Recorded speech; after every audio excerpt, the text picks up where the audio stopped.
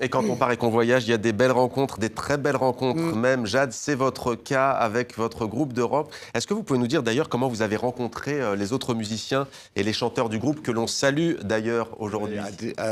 Adé, Laughter Oui. et Styx. Styx, c'est le chanteur, Ouais. Laughter, c'est le bassiste, et Adé. J'ai rencontré Adé qui m'a présenté au reste. Dans le studio que je gère à Lego, je gère un petit studio où il y a des gens qui viennent jouer. C'est une passion. Donc je les ai rencontrés comme ça. Et la musique, l'harmonie qui s'est faite, elle parle tout seul. La Et musique, bien c'est justement, bon. on va regarder un extrait de votre clip Center of Excellence.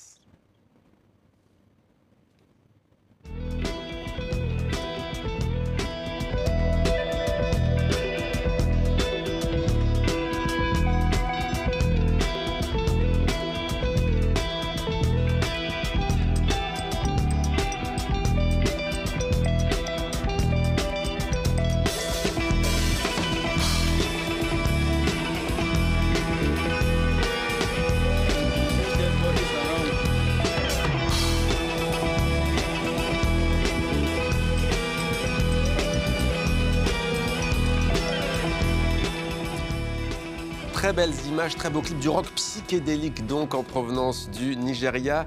Jade, vous puisez notamment, disent les critiques musicales, dans la musique afro-rock des années 60-70, c'est ça? Ouais. Donc, on ne connaissait pas, nous, mais il se trouve que dans les années 60-70, il y avait plein de groupes qui jouaient ce qu'on joue, notre genre de musique, et qui s'appelle Afro-Rock.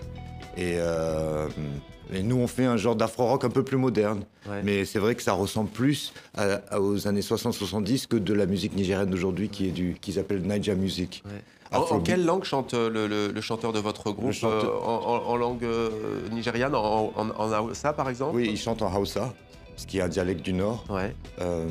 Mais sinon, on a aussi des gens qui chantent en Yoruba et en anglais aussi. Dans cet album, il y a notamment un titre qui s'appelle Azawad. Azawad, oui, c'était un peu... À l'époque, il y avait le problème avec Boko Haram dans le nord du Nigeria, il y avait tous les jours... Les attentats, les attaques, les violences. Voilà, tous les jours des attentats. Et puis, en même temps, il y avait l'armée, il y avait le problème en Mali, avec les Touaregs, qui ont enfin pris leur indépendance. Et c'était dans le journal Al Jazeera, ils ont dit les Touaregs ont enfin réussi à prendre leur pays, qu'ils ont appelé Azawad. Mais ça a duré, je crois, une semaine, parce qu'après l'armée française, elle est venue, elle a mis tout le monde à la... Ouais. Alors, tout à l'heure, j'ai dit Lagos capitale, c'est la capitale économique du Nigeria. La capitale du Nigeria, c'est Abuja. Tatsunian, ça veut dire quoi? C'est le titre de l'album. C'est l'histoire, une histoire de Lagos.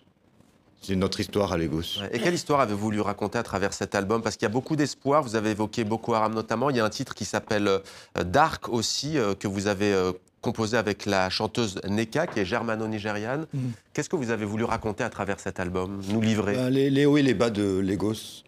C'est une ville qui bouge. Il y a 23 millions d'habitants. C'est la plus grande ville d'Afrique. 23 millions, ouais. 23 millions dans 2050. Ce serait une des plus grandes villes du monde.